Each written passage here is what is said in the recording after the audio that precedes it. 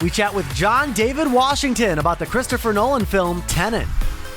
Hey, I'm Ralph Aversa, and here's what we're covering on Entertain This. Washington and Robert Pattinson star in Tenet, which was written and directed by Christopher Nolan. The movie hit theaters Labor Day weekend and is now available on demand. Before its theatrical release, Washington spoke with our Brian Truitt. How you doing, John David? I'm good, Brian. Good talking to you again. Who runs the tougher training camp, the Rams or Chris Nolan? Chris Nolan. Christopher Nolan, because the playbook is deeper for Christopher Nolan. A Christopher Nolan playbook, there's more plays than there were with the Rams. Does he at least have Gatorade and orange slices for you after practice? Vita Coca, the coconut water, and they did have some bananas, a lot of bananas around for me, so I didn't cramp up. How much did doing sports early on in your life benefit you being a team player on film sets, especially like a Nolan film where there's so many people running around, just both on screen and behind the scenes? Well, yeah, there's so many people that are a part of a football team, both coaching staff, the training staff, and then obviously the players. The rosters are up to 70, 75 people. So I'm used to working in groups where training camp is a way you learn everybody's name, a way you learn to get to know each other and how to work together. So I was very well equipped for a big set or a lot of crew members because of those experiences. So I understand the importance of teamwork and how no one is bigger than the team, and we all listen to our head coach and Christopher Nolan. So those lessons, those experiences really helped me and my aspect and my perspective and my approach to the work as a collective.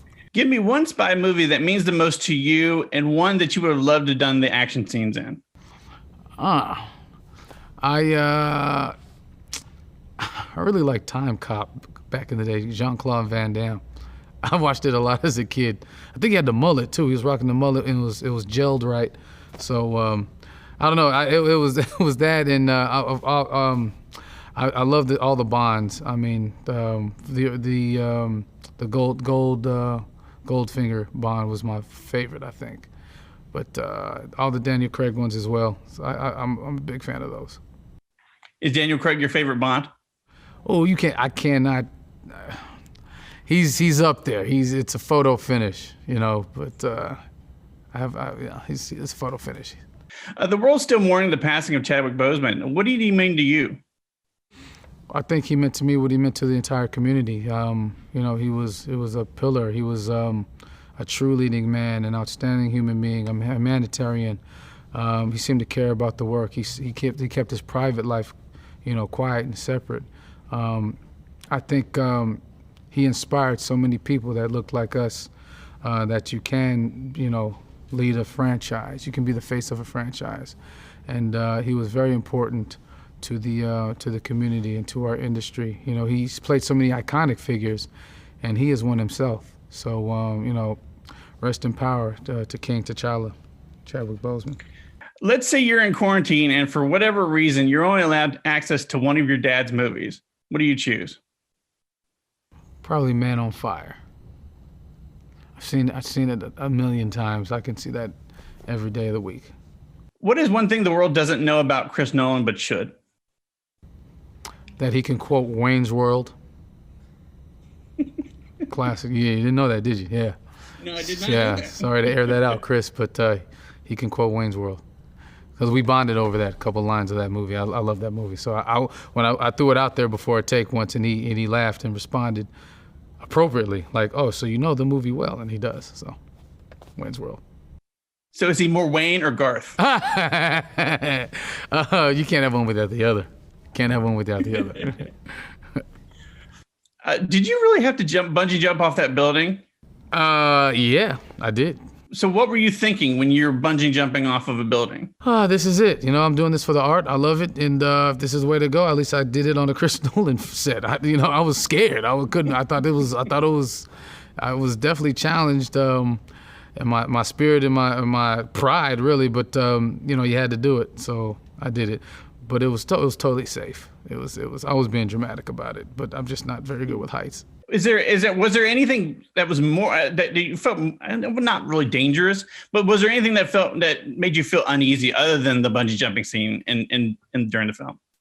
that made me feel uneasy.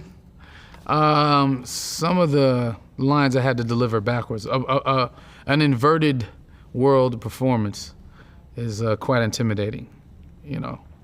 So, because what does it mean? If I want to cry, does that mean I have to repress those tears? Does that mean that it shows emotion? It was just all the rules that you study. They're hard to apply when you're dealing with the rules of inversion. So how did you learn how to speak backwards? Was that something that you had to like do line by line? It was word by word. There was an app that helped. In fact, one of the producers, Andy, had an app as well that helped. And then repetition, just repeating it over and over. And then you had to sort of spell out, phonetically the words or what you think is close to what it sounds like, the words of what it sounds like, and make that its own language. So it's almost like learning a new language.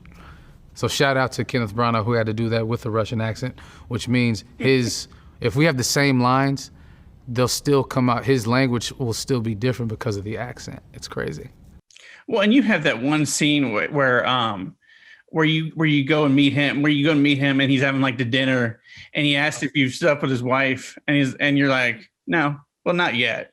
And it's such like a, it's not quite James Bond, but it's so you. And I think that's a really kind of cool thing because it feels like a modern spy film in that way. Oh, well, then that's great. If you connected to it like that, then mission accomplished. I mean, I didn't ad-lib that. I most certainly didn't say that, but I said it because it was on the page because I'm obedient. But no, I think it was just a fun, it's just a bit of a wink to the audience, like not to be taken too seriously, but enjoy yourself. What was the first Chris Nolan movie you fell in love with? Like when you saw it on the big screen, you're like, this guy is special. If I ever get the chance to work with him or even meet him one day, I'm going to take it. Great question.